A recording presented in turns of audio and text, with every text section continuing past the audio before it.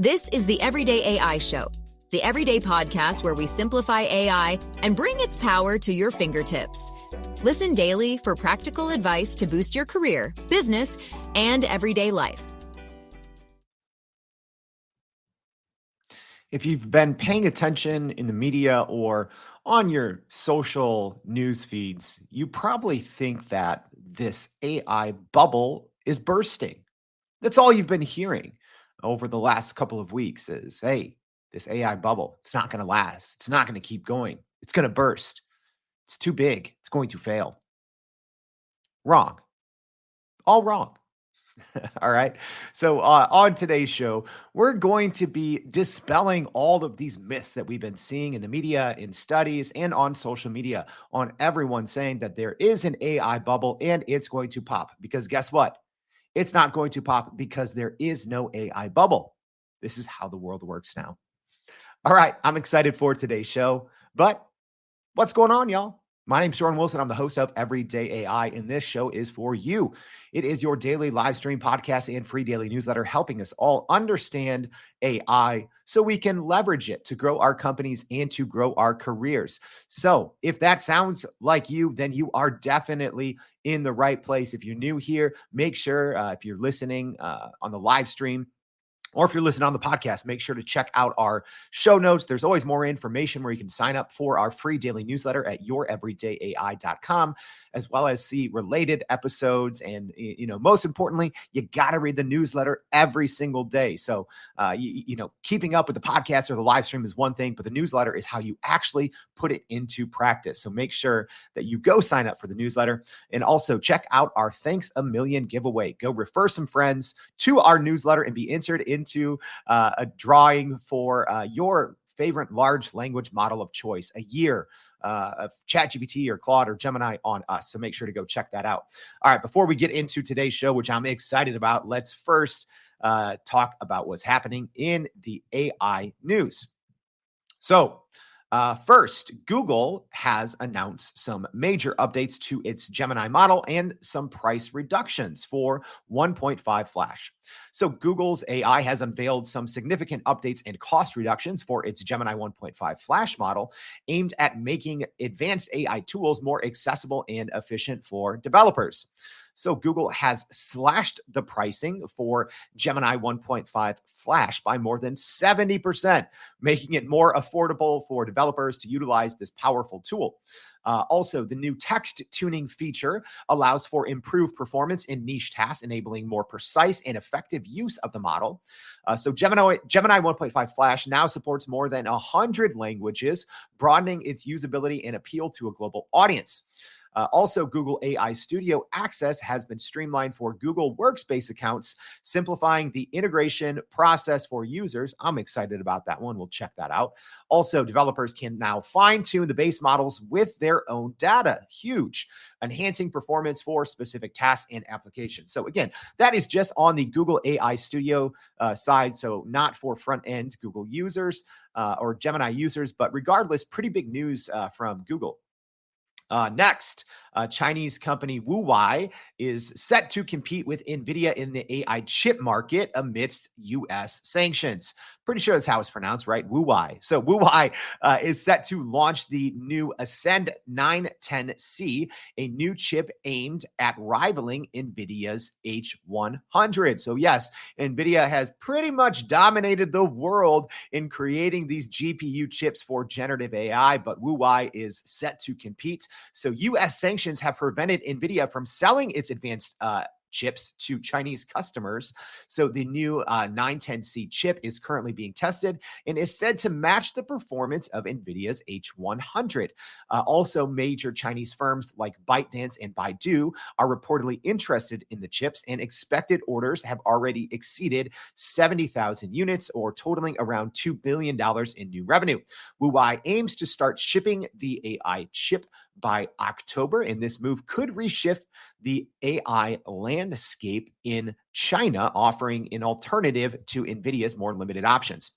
All right, last but not least, yes, ChatGPT has updated its GPT 4.0 model. If you checked our newsletter yesterday, you were some of the first to know about that because we sent it out just minutes after the announcement. So OpenAI has rolled out a new and improved GPT 4.0 model on its ChatGPT platform, sparking discussions about performance and capabilities.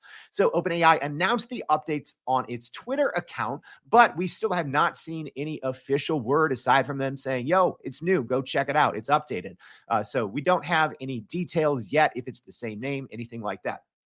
So the new and improved GPT 4.0 model is now available on ChatGPT for both free and premium users, though free users as normal face a messaging cap. So it's not going to look like a new model, but it is essentially has been changed under the hood. Users have noticed stark improvements, particularly in conversational nuances and programming tasks.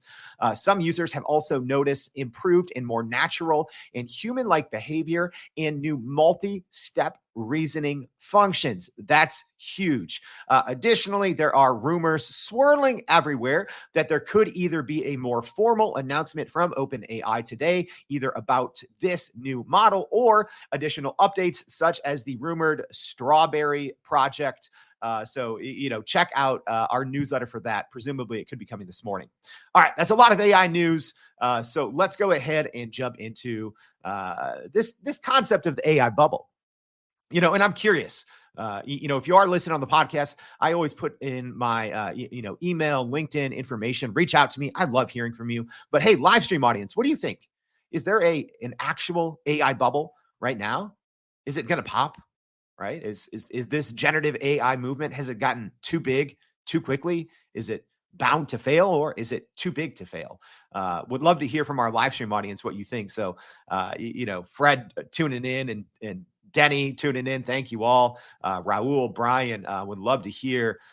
Tara, Brian, Michael, everyone, Cecilia, thank you for tuning in. And hey, it is Hot Take Tuesday. Sometimes Tuesday we'd like to spice it up a little bit. A lot of times we're, either doing interviews or talking about the news. So we bring a little opinions on Tuesday. So let me know, should we make this, should we be nice? Should we bring the heat, or should we burn? All right. Because I actually have strong opinions about this. Right. And I think part of it is because these narratives on an AI bubble, right? It gets clicks, right? It gets clicks. It gets people talking. Right. Anytime there's controversy or, when people are talking about this concept of a bubble, right? We think of the dot-com bubble of the, early 2000s or, late 90, I guess, 99 to 2000. And, the kind of the economic turmoil that can happen from when one certain industry gets a little too big too quickly. And the economy maybe, and the economic growth maybe becomes a little bit too reliant on one certain sector. And it can get too big, right? And it can burst. And that can obviously have both short and long-term adverse effects for not just the economy, but for a business, right? And when that happens, and here I'm talking about in the US at least, but that impacts every aspect of our lives. All right. So, hey, Josh Cavalier, former guest, said he wants Old Man Wilson coming in. So we might have to get people off our AI lawn. All right, let's do it. So let's talk about this. Let's talk about this. So there's this dominated the news cycle for like 3 or 4 days. Right. This is all you saw, all these stories here. I'm sharing them, for our live stream or sorry, for our podcast audience. I'm sharing them on the screen here. So, Forbes article, is the AI bubble about to burst? Bloomberg, Goldman's top stock analyst is waiting for AI bubble to burst. Futurism article, the AI bubble is bursting. Experts say, guess what, experts? You're all wrong. All of you. This is comical. This is something Gartner hype cycle wrong. These AI experts wrong. Guess what else? All the all the experts and all the analysts said. They said in 2023, go back and look at the end of 2022. The predictions for 2023, every single person, every single analyst, recession, the US economy is going to tank. There was not a single reputable analyst that said in 2023, and I'm only talking about 2023 because that is the last complete calendar year for businesses, right? We're nearing the fourth quarter here of 2024. So we can talk about the results and how every single expert was disastrously wrong.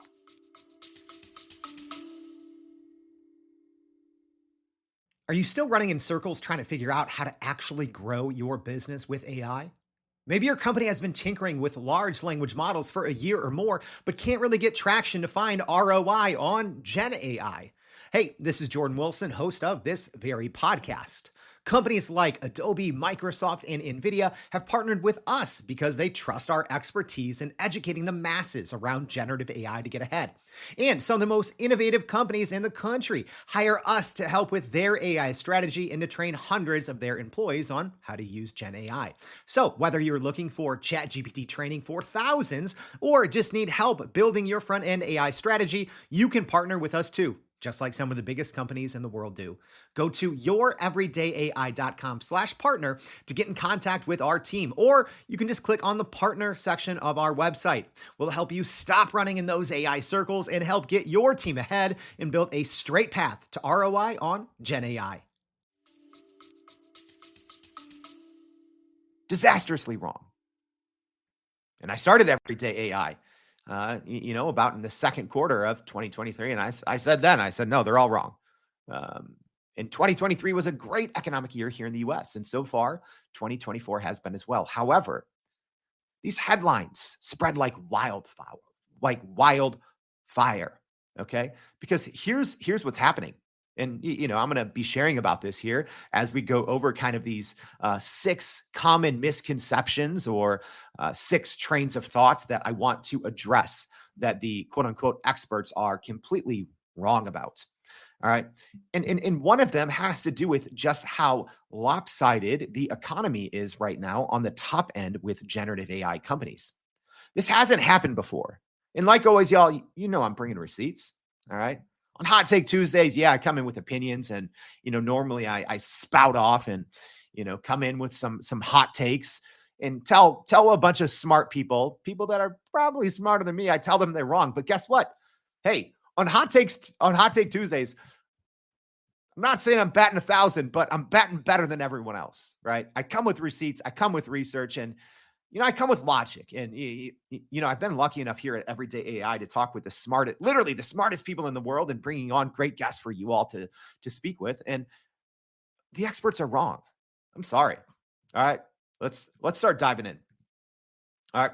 So let's go over 6 reasons why there is no AI bubble and therefore why it cannot burst.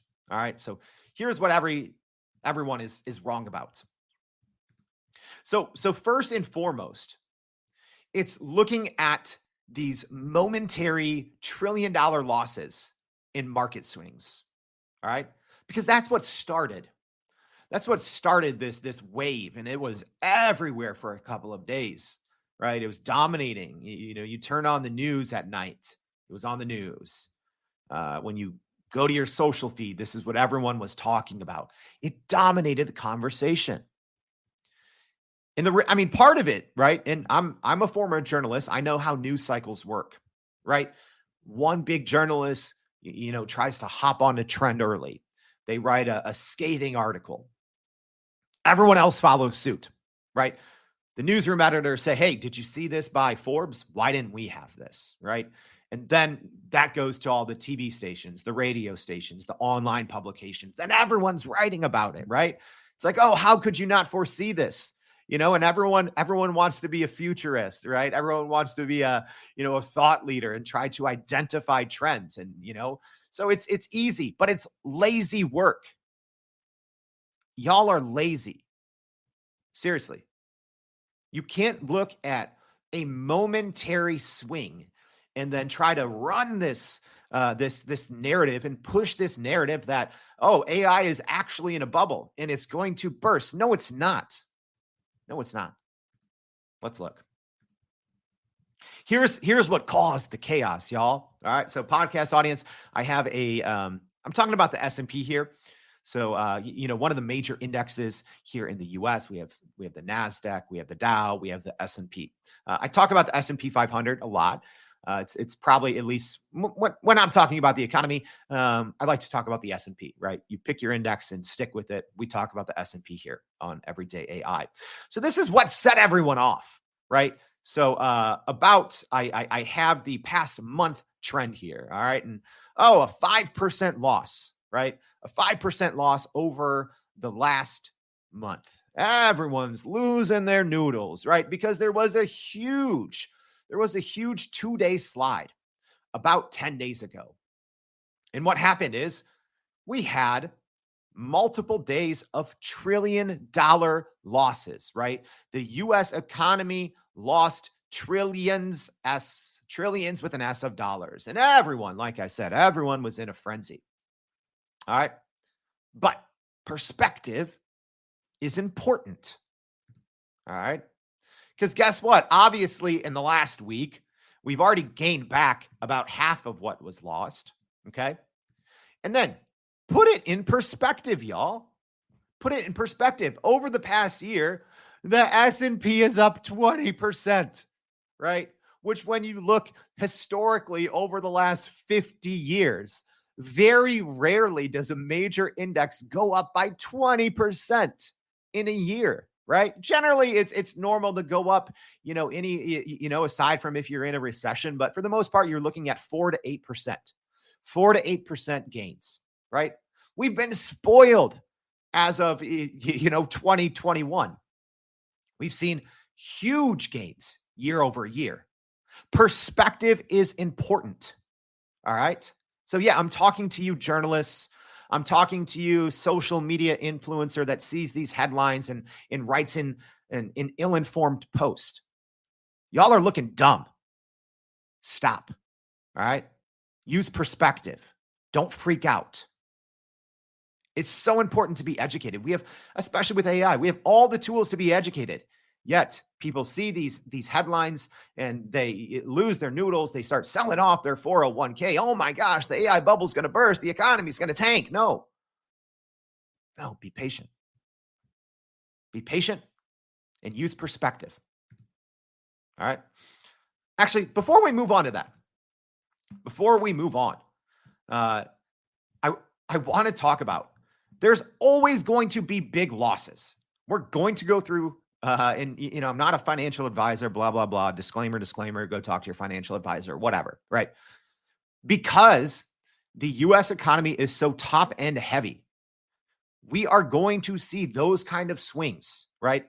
And go back, check the archives. You know what's a great resource to learn AI? YourEverydayAI.com. We have like 330 some episodes, but guess what? We also have hundreds of hours of receipts. I've been saying for forever that in Q4, there's going to be some tumultuous times, at least here in the US economy.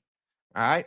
I think that because all the big tech companies in 2024 so far have been cutting jobs, and they're seeing good returns from that, right? I talked about it on the show yesterday. Intel cut 15,000 jobs. Dell cut 12,000 jobs to focus on AI, right, in the past week. So you're seeing big tech companies, and you have for 2024 cutting tens of thousands of jobs, and their stock is responding accordingly. It goes up, right? Unfortunately, that's what I think is going to be happening a lot in 2024. Companies have been investing into generative AI, and we're going to be talking about this in one of the later points, and they're wondering, where are our returns? All right, more on that here in a second. Let's go to number 2. So here's number 2, and this is something that people are getting wrong. All right, when they say, oh, the AI bubble is going to burst, right? Historically, when bubbles burst, it is smaller companies. Okay. In previous tech innovations, it was always a bunch of new players or medium-sized players that created said bubble. Guess what's happening right now in AI, in this quote unquote AI bubble, in this AI movement? It's not a bunch of startups. It's not a bunch of small and medium-sized players. All right. We are talking about these, we talk about Magnificent Seven a lot. I'm going to rename it. I'm going to rename this 6 because I don't think Tesla should be included in this, if I'm being honest. I think Tesla's stock is a little too volatile because of its, because of Elon Musk sometimes, making some wild moves. So if we just look at the Magnificent Seven minus Tesla, right? So right now, these are the six largest companies in the world. Or sorry, not in the world, the 6 largest in the US. All right. It's Microsoft, NVIDIA, Apple, Amazon, Google, Meta. Those are the 6 largest companies in the US by market cap. These are the 6 most valuable companies. Did you catch anything in common there? Guess what? They're all in on AI. All of them. All of them have shifted their business focus to AI. Guess what else is a common trend among all these big companies that are creating what these analysts are saying is this AI bubble is getting too big, right? Guess what? None of them are newbies.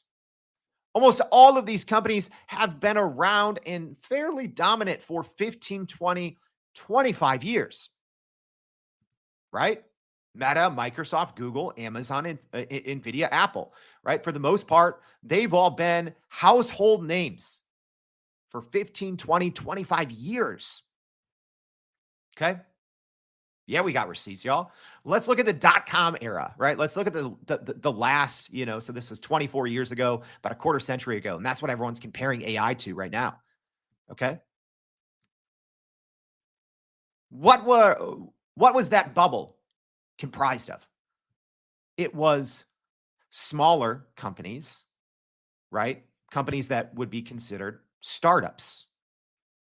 Some familiar names. Amazon, right? Amazon's on the list twice, right? But these are the companies that were creating this new .com, right? Back in the very late 90s, it was like, company and the economy was printing money. All right. But look at the companies that made up this .com bubble. Amazon at the time. So we're talking late 99, early 2000s. Okay. These companies creating this economic boom were all babies. All right. These were the main companies. Amazon was only 5 years old. eBay was only 5 years old. Yahoo was only 6 years old. GeoCities was only 6 years old. Alta Vista was only 6 years old. The list goes on and on. All of these companies, they essentially started in the mid 90s. The economy took off and everyone's like, oh my gosh, .com. And then the bubble burst in 99, 2000. Why? Well, I mean, there's a lot of reasons why. This would take a 4-hour podcast to uncover what happened in the .com era. But essentially, it's this. The companies were too young, right? Some of them obviously made it out. Amazon is one of the largest companies in the world today. eBay still around and kicking. The rest on the list, not so much, or at least, they're not prominent anymore. But do you see the difference? Right now, this new boom, this generative AI wave is being driven by the 6 largest companies in the US.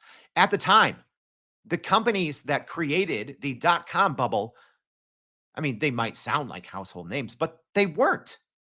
None of them were a top 10 US company. There's a difference when hype and speculation and dollars are going into a bunch of small, medium-sized startups versus ones that are now going into companies that have been driving forces in the economy for decades. Huge difference. Oh, what's that? None of those articles, none of those analysts drew those conclusions. Why? Well, it's not sexy when you use logic, right? It doesn't make for a good headline when you use logic, when you use facts, when you use trends, when you use statistics. That's what we do here at Everyday AI. That's why, hey, when we come in with a hot take, we're normally not wrong. Or not. Bookmark it. Let's go to number three here. All right. Hey, live stream audience, what do you guys think? Yeah, Fred said there was some big .com losers when the bubble bursts. Absolutely. Zane saying exactly, all these companies are not newbies and they've been around for 20 to 25 years. Yeah, and they hold massive trillions of dollars in market cap, but hundreds of billions of dollars in revenue. Absolutely. Michael, don't worry. We're going to be getting to the GPT wrappers here in a second. All right. So let's talk about number 3. This is another thing that everyone has wrong. Or you know what? Sorry, no. Let's rewind. Sorry. I wanted to point something out. Yeah, we did research. All right.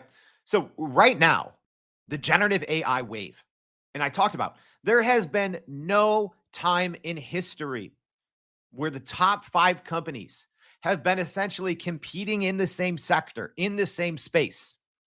All right. So as an example, yeah, I went back 30 plus years, checked the top 5 market cap companies. All right.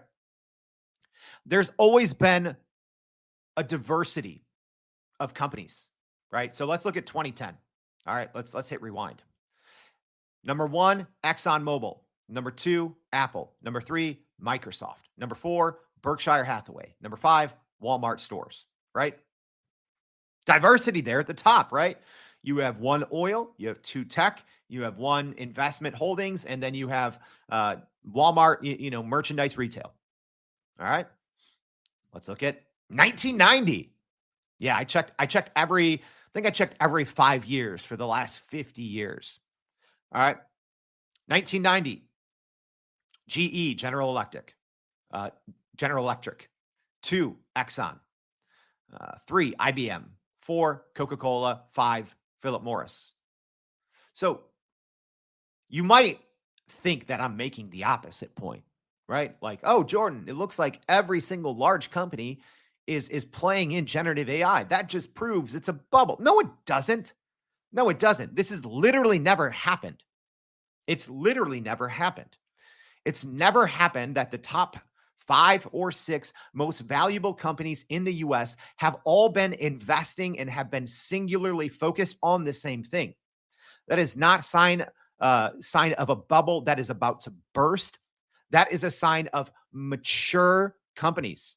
Like I said, none of these companies are startups. None of them rose to prominence over the last 3 years. These are the largest companies. They've all been publicly traded for decades, right? At least 15 to 25 years. None of these companies are new. And there's a reason why they've all shifted strategies, right? Meta's a great example. Meta was, social media, then their web 2, then their web 3, whatever, then their metaverse, AR, VR. Guess what? Now they're all in on large language models. Everything that Meta's doing is focused on AI. Because the smartest, largest companies in the world that are mature and that are driving economic growth, they understand that generative AI, large language models, AI, that is the future of work. There's a reason why all of these companies, Amazon's another great example, largest e-com retailer in the US, right? And one of the largest in the world. There's a reason why they're investing, right? They're investing billions of their own dollars into companies like Anthropic. They're investing billions of their own resources into cloud infrastructure for generative AI, into their own models. Every single big company, regardless, these companies, right, regardless of what they were doing 10 years ago, they all have a generative AI focus because they understand it is not a bubble. It is the future of work. All right, let's keep going. Sorry, number 3. Another thing people are getting wrong. Everyone's saying, well, AI investments aren't showing significant returns. Okay, yeah, right? Especially, I mean, the largest companies in the world are seeing significant returns, but the rest of the world isn't. Guess why? You can't plant a tree last week and expect it to grow next week. It's not how it works, okay? Generative AI, large language models, require a seismic shift in thinking. Proper AI implementation and to get a return on investment. I'm not lying, y'all. People think generative AI is a technical implementation. hurdle to climb. It's a change management. It's a philosophical hurdle to climb. If you want to get a return on investment on generative AI, number one, you have to actually invest in it, which so few companies are doing. Let me call you out, all companies. You don't just say, "Oh, what's your AI go to market, or what's your large language model go to market? How are you going to integrate large language models into your company?" Right? So many companies, they just say, "Ah, well, we're going to build on, this API, and then we're going to do some RAG, bring in our own data with retrieval augmented generation. We're going to fine tune a model, and we're going to give it to all our employees." Great. Yo, I I am not kidding. There's so many large multinational, multi-billion dollar companies right now in the US that take that approach. And guess what they don't do? They don't educate their employees. They don't train them, right? That's another it's a catch 22 of generative AI. It moves so quickly and is so powerful. By the time companies are doing it wrong too, right? Like they're doing like scopes of work that are like a year long, and you can't take traditional deployments with generative AI. It has to be fast. Okay. You have to start small, start easy, start fast, and measure something right away. Don't take a 3-quarter long approach. You're going to fail. But so many companies, all they do is they try to, bring in their own data, build on top of a model, give their employees access, and then they look at their bottom line, right? They look at their profit, they look at their revenue, right?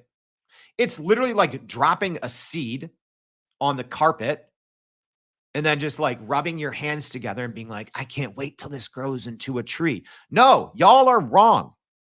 You have to continually invest in your people, train your people, keep up with AI advancements, because y'all, as we see, there's literally new large models every single week. For the last 4 weeks, we've seen a new model every single week. A new major player releasing something every single week. So you can't just drop this large language model seed and say, "Can't wait to grow. Here we go, ROI. Here we go, revenue. Here we go, profit." No, you have to triple down on training, and it is change management. I'm sorry. You have to untrain employees of working the old way that has made them successful. That's why you're not seeing return on investments, because you're not training your employees. You are not giving them a place to practice. You are not bringing in experts to help all these employees understand this seismic shift that is going on between or beneath our very eyes. You can't work. You can't have the same work tendencies that you've had for 2 decades in a large language model in an AI first world. It's not how it works. We talk about this all the time on the Everyday AI show when we bring on great experts who prove our point. You have to unlearn successful habits, right? What made you successful? That knowledge in your brain, that domain expertise, is it still important? Yes. Is it as important as it was? Absolutely not. Now you need to know how to use that knowledge, that domain expertise, that 1, 2, 3 decades of experience that you have in your brain. Now it's all about, can you leverage that to get the most out of a model? It's not about you recalling that information or your department, having those old school strategies. You have to redefine how you work. That's why you're not getting a return on investment. You can't just drop a seed on the carpet and say, "Grow, baby, grow." You have to rethink, reimagine, restructure how you work. Number 4, I love this one, right? And this is, go read any of the articles. These are essentially the 5 or 6 points that all of these articles, all of these people posting are making, right? I read them all, and we're debunking them one by one. So number 4, everyone's saying, well, AI spending is too high without clear monetization, right? All right, I'm taking a deep breath here. trying to think how mean I should be. I mean, y'all wanted the hot takes, right? So, all right. AI spending is too high without clear monetization. Guess what? You're not spending your money in the right way. I think so many companies, their first foray into large language models are the wrong first step. The wrong first step, right? Companies, instead of taking advantage of what generative AI solutions they have under their nose, or, essentially out of the box models that are already primed for how they can work. Instead of doing that, I think companies are instead trying to build their own solutions, which, don't get me wrong, it's gotten much easier. It's gotten much more affordable than it was, 18 months ago, right? Because 18 months ago, I said, if you're trying to build on top of a large language model 18 months ago, I'm like, that's dumb. Unless you're like one of the largest companies in the world, unless you're a Fortune 100 company. 18 months ago, if you were trying to essentially build your own model, that was dumb. But you still have companies doing it when you don't need to. You really don't need to. But here's where companies should start, right? If you're a company with, 50 employees, 500 employees, whatever it may be, and if you still haven't implemented generative AI, don't think you need to build your own model or fine tune a model to get started. That's wrong. That's where people are spending without a clear monetization path. They're spending too much money. Instead, start where you work. Are you a Microsoft organization? If so, go all in on Microsoft Copilot. Microsoft 365 Copilot. Guess what? It's not a super spendy thing. $30 a month per user. You gain that back the first time someone uses Copilot. You gain that back with one enter key. $30 a month. You can literally save multiple hours in one prompt, right?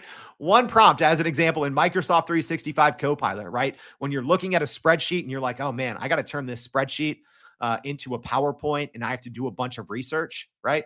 Normally that's a very manual, laborious process, right? But if you have Microsoft 365 Copilot and you have all your data connected and you have all of the access and all of the features, it's as simple as a prompt, right? Go through this Excel sheet, grab our, fourth quarter trends, do some research on these websites and turn it into a 12-page PowerPoint going over A, B, and C. Right. And you're going to get a pretty decent first output from Microsoft 365 Copilot within a minute. And that process, doing it quote unquote old school, what you hang your hat on, would maybe take a day or two. Right. And you have a working version, you have a pretty decent version in a minute or two. Right. So if you think AI is spending too high without clear monetization, you don't understand that time is money, right? People are automatically thinking, oh, if I spend $20 on this, we're going to get this much revenue. Not necessarily. One of the most easy to realize goals or benefits of generative AI is time savings, right? So like I said, this is change management and people management. When companies implement something as simple yet powerful as Microsoft 365 Copilot or ChatGPT for enterprise, right? This is something we help companies with, right? We go in there, companies pay us, and we say, hey, this is how you should be working. And, literally, we had some comments. We were doing a live training for, pretty big multinational, multi-billion-dollar company. And the comments in the chat were, this is mind-boggling. This changes how we work. This is going to save us so many hours. It is hard to count. That's what people were literally saying, right? Number one is time savings. So if you don't have a clear monetization path, I mean, this is a much larger and much longer conversation, but that's why, unfortunately, a lot of companies are cutting jobs because they've realized these time savings. So you have to have a clear path to monetization. And oftentimes you have to look for either new lanes of revenue, or you might look at reorganizing the organization, right? Maybe there's areas of your business that you are going to have 60% staff savings, time savings. You need to shift those people to somewhere where maybe you can't get those big of gains out of generative AI into maybe more revenue driving areas of your business that you have room for growth. That's the problem. It's a change management, people management problem. If you don't understand the immediate time savings of generative AI, I can't do anything for you, right? We've talked about it literally over hundreds of episodes. I just gave you a very easy example, right? You're in a Microsoft Excel spreadsheet with hundreds of thousands of lines or cells of data, and you need to do some additional research, and then you need to create a PowerPoint presentation, right? You can literally do that with a prompt, and it's done for you. Microsoft 365 Copilot will create it for you. Very, right? Very simple, right? If you don't understand that you're paying that person, whatever, let's just say $100,000 a year, and you just gave them on that one task, maybe that's a task that they do over and over. Maybe you just save them 70 to 80% of time. Guess what? You then need to have revenue driver at company X. You then need to have a monetization plan for how you capture and implement that time savings. What are you doing with that new time savings, right? You either need to be shifting people, upskilling them, reskilling them, and putting them into a different department that's driving more revenue, or you need to be putting them in a new lane or new line of business. That's the thing people don't realize. In theory, you should be saving so much time. So either, sorry, employees, this is just the reality, right?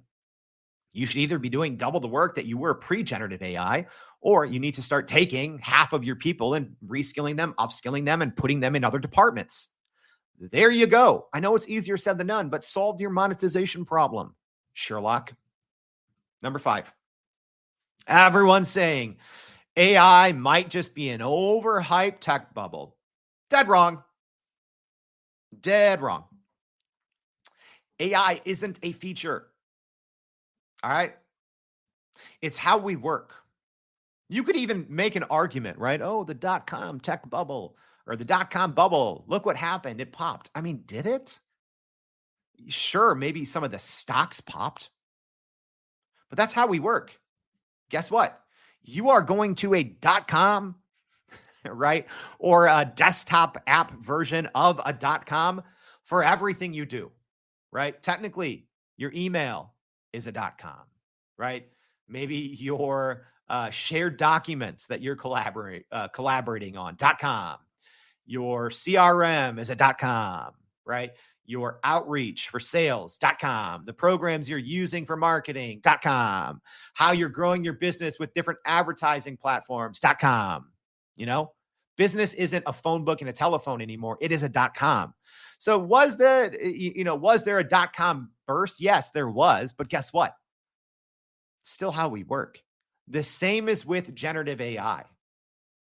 All right. It's how we're going to work. I've been saying this since day one. This Gardner is wrong. There is no hype cycle.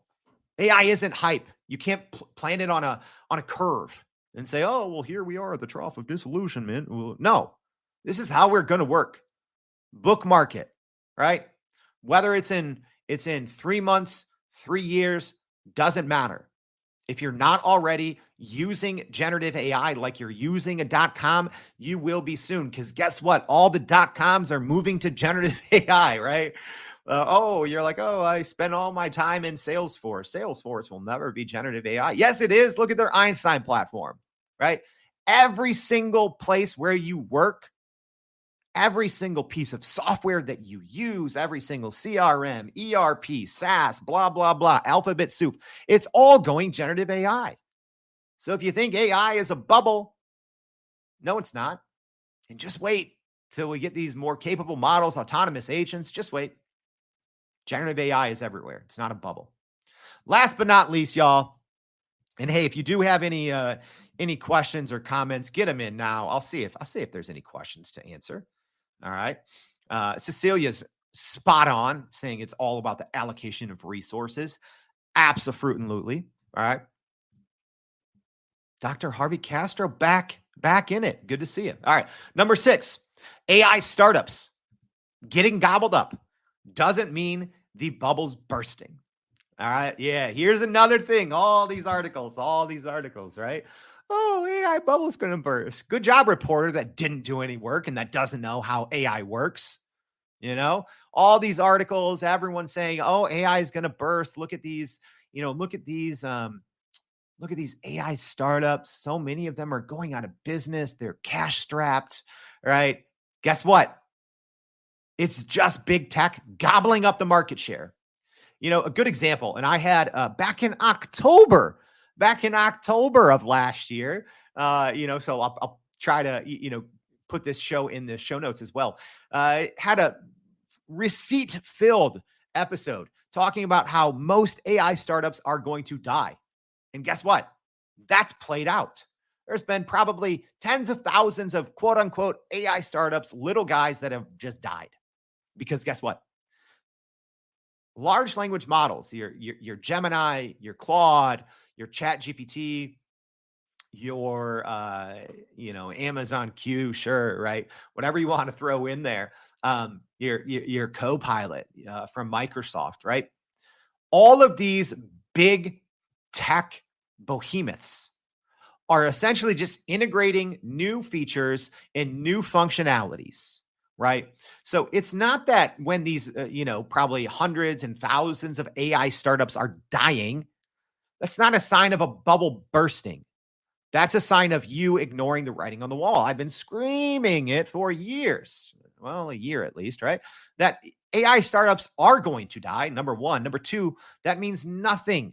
That means nothing. All that means is, as an example, right? An easy example, in November when ChatGPT introduced the ability to upload PDFs in a chat, right? All of a sudden, you've literally had hundreds of small little companies that became irrelevant, right? Because all these small little companies, they were essentially like, hey, chat with your PDF, right? There's literally hundreds of them.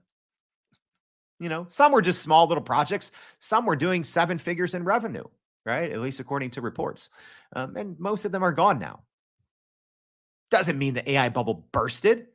It means those AI startups were thin, right? We talk about GPT wrappers, right? Which is essentially, in a couple of hours, you can literally create an actual SaaS, an actual software as a service, where you essentially just grab a feature by using the API. So you can grab a feature from from the GPT model. You can grab a feature from Claude and, wrap a nice little interface around it and say, oh, and start charging people, $10 a month for this, this AI that does this for this, right? And there's great use cases for that.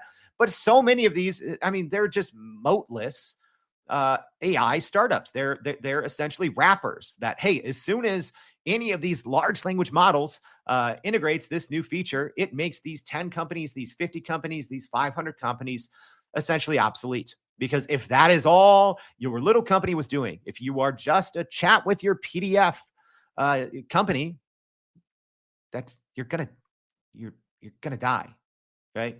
Or at least you're going to lose the majority of your revenue, right? Because people are going to say, oh, why am I paying, $10 a month or $100 a year for this when, hey, our Microsoft Copilot does this now, or, Claude does this now, or whatever, right? So just because you see all of these startups go out of business, and a lot of these startups that raised, tens of millions of dollars 2 years ago are laying off their staff. That does not mean the AI bubble is bursting. That actually means the AI bubble is just big tech getting more powerful, right? There's a reason why the top 6 companies in the US right now, according to market cap, are all in on generative AI. They figured it out, right? Hey, another thing on that note, right? And we'll end it here. Going back to 2023, right? Oh, you think we're in an AI bubble? No. 76% in 2023. I'm talking about 2023 because that's the last complete year we've had. In 2023, 76% of the S&P's gains were from the Magnificent Seven. Okay? That's wild. That's wild.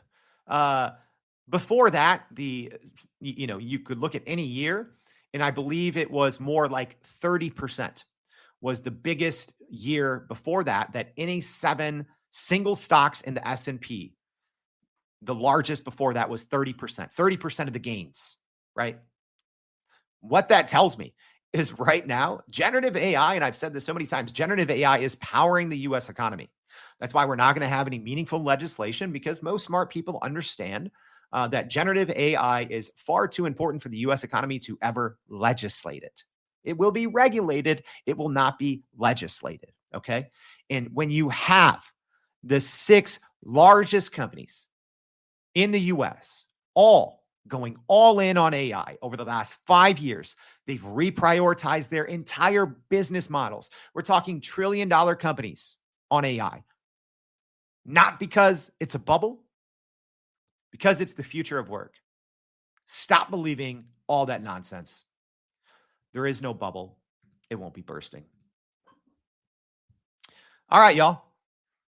That's it. Sorry to bring the truth, right? So if you think the AI industry or generative AI is a bubble that's going to burst, now you know. Now you know the facts. Now you have the receipts. Stop believing the nonsense that you read that, some random reporter spent an hour on. They have no clue. I do this every day. There's no AI bubble. It's not bursting. All right. If this is helpful, y'all, let me know. Please repost this. If you're listening here on LinkedIn or Twitter or YouTube, whatever it is, repost this, share this with your friend, tag someone who needs to hear this. If you're listening on the podcast, please leave us a rating on Spotify or Apple. We'd appreciate that. Make sure you go refer a friend. Go to youreverydayai.com. Also, sign up for that free daily newsletter. I think all it takes right now is if you know 4 friends who could use Everyday AI, who could benefit from our daily newsletter where we recap our live stream /podcast and give you all the insights for free. Do you know 4 people that could benefit from the work that we do, bringing you the realest thing in artificial intelligence? I think if you refer 4 friends right now, you're going to be in the lead. So we're going to be doing this, I believe, through the end of August. So make sure you go sign up for the Thanks a Million contest to celebrate 1 million downloads here at Everyday AI. Thank you for tuning in, and we hope to see you back tomorrow and every day for more Everyday AI. Thanks, y'all. And that's a wrap for today's edition of Everyday AI. Thanks for joining us. If you enjoyed this episode, please subscribe and leave us a rating. It helps keep us going. For a little more AI magic, visit youreverydayai.com and sign up to our daily newsletter so you don't get left behind. Go break some barriers, and we'll see you next time.